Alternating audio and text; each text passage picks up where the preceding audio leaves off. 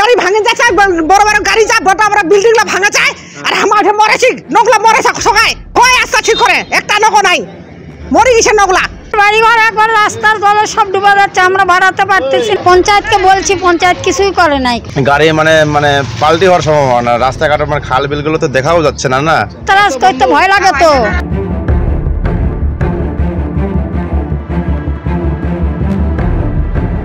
सिलगढी संलग्न फुलबारी 1 नम्बर अञ्चल इलाकाको भोलामोड जामुनी भिट्टा इलाकामा सडक मर्मती गरिनुपर्ने मागलाई लिएर स्थानीय मानिसहरूले सडक अवरोध गरे। आज बिहिबार स्थानीय मानिसहरूले सडकको मर्मती गरिनुपर्ने माग गर्दै धेरै समयसम्म सडक अवरोध गरेर विक्षोभ प्रदर्शन गरे। स्थानीय मानिसहरूले आरोप लगाएअनुसार भोलामोडदेखि भोलाबासा मोडसम्म सडक धेरै अघिदेखि खराब अवस्थामा रहेको छ। यो सडकमा हिँड्ने मानिसहरूले दुर्घटनाको सामना गर्न परिरहेका छन्। सडकमा ठुल्ठुलो खाल्डा बनेको छ। मानसुनको मौसममा खाडलमा पानी भरिएपछि रातको समय अँध्यारोमा हिँड्न नै लगभग असम्भव हुँदछ।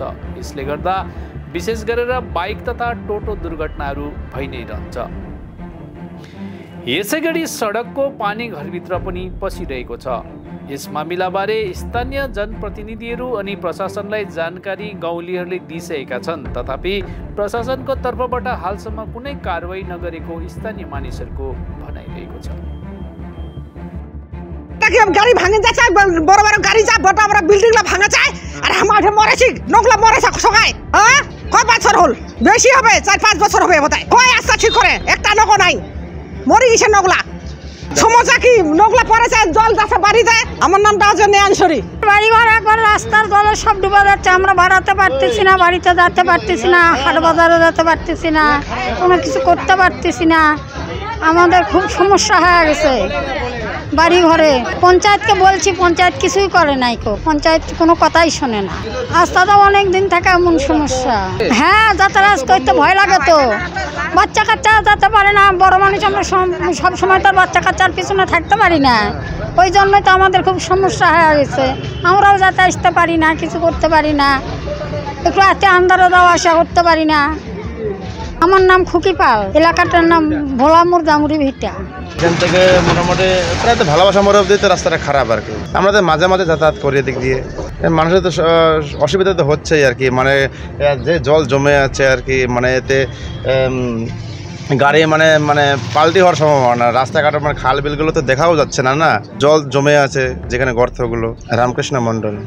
দেখেন, পথ অবরোধ তো অবশ্যই হবে, কারণ হচ্ছে এলাকার মানুষ দীর্ঘদিন থেকে দেখতেছে রাস্তার এই অবস্থা।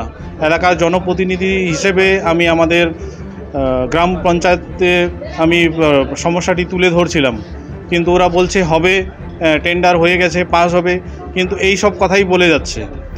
কারণ এখন বর্ষার সিজন, এখানে তো পুকুর হয়ে গেছে। আমরা মৌখিকভাবে জানাচ্ছি, লিখিতভাবে জানাচ্ছি, অঞ্চল প্রধান কোনো রকম অ্যাকশন এখানে নিচ্ছে না। কারণ দীর্ঘদিন থেকে এলাকার যে ড্রেনেজ ব্যবস্থা যেটা আছে সেটা ব্লক হয়ে আছে। আমরা লিখিত কমপ্লেন করেছি যে বর্ষার আগে কমসে কম আপনারা ড্রেনগুলি পরিষ্কার করান, সেগুলি করাচ্ছে না। বেশিরভাগ বাড়িতে জল ঢুকে গেছে। তো মানুষের কোনো রাস্তা নেই। গ্রাম পঞ্চায়েত যদি কোনো রকম অ্যাকশন না নেয়, কোনো রকম ব্যবস্থা নেয়, তাহলে মানুষ কি করবে?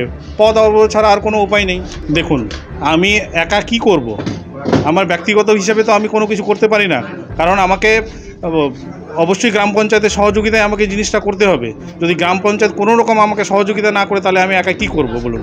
এবার যেহেতু আমি এখানকার বিজেপির পঞ্চায়েত, যার জন্য এলাকার যে উন্নয়ন কাজগুলি আছে সব বন্ধ করে রেখেছে। 1 বছর হয়ে গেলে কোনো প্রকার আমাদেরকে কাজ দিচ্ছে না। আমরা দীর্ঘদিন থেকে লিখিতভাবে জানাচ্ছি, মৌখিকভাবে জানাচ্ছি, কোনোভাবে এরা কাজ করছে না। আমার নাম দয়াল রায়। কাজ দিয়েছি, 2-3টে পঞ্চায়েত আছে চাউরিভিটায়, আমরা কাজ দিয়েছি, এমন না যে কাজ দিইনি। কিন্তু যদি জলের ব্যাপারে হয় তাহলে ওটা আমরা দেখতে এখনও যাইনি, যাব। তারপরে পঞ্চায়েতকে বলা হয়েছে, কালকে ওখান থেকে লোক আসছিল, কিন্তু লেটার দেওয়ার পরে আমরা যাব বলছি। তো কালকে আসছে, তো আজকে না হোক কালকে আমরা নিশ্চয়ই যাব, দেখে তারপর ব্যাপারটা দেখতে হবে, পঞ্চায়েতকে জানাতে হবে।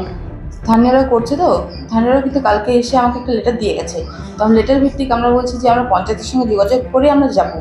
কারণ পঞ্চায়েত যেহেতু আছে, পঞ্চায়েতকে না জানিয়ে তো আমরা কিছু কাজ করতে পারবো না। পঞ্চায়েত আগে জানবে, পঞ্চায়েতের সঙ্গে কনসাল্ট করে তারপরে আমরা বলবো। হ্যাঁ, যতক্ষণ পঞ্চায়েত আমাদেরকে কিছু বলবো না তখন তো আমরা কিছু করতে পারবো না।